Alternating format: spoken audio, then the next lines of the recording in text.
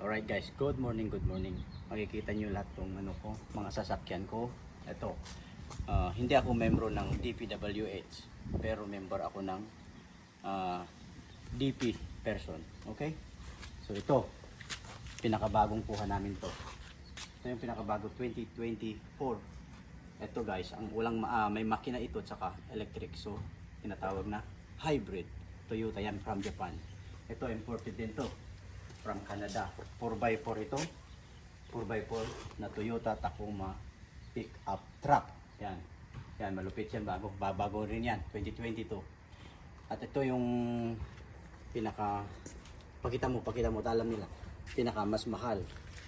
Ayan, Range Rover Evoque. Model yan ng 2023. Yan, in-order ko yan sa Germany.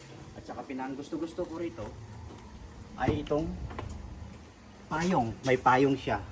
May payong siya guys. Yan ang gusto ko. Yan. Kaya binili ko ito dahil sa payong. Yan. Okay? Evoque yan. Evoque sports type. Yan. Yan lahat. Pero actually may mga darating pa na 3 mga sasakyan galing sa Germany in order ko ngayon. So guys, papakita ko sa susunod na vlog ko. Papakita ko yung mga bagong order ko. Alright?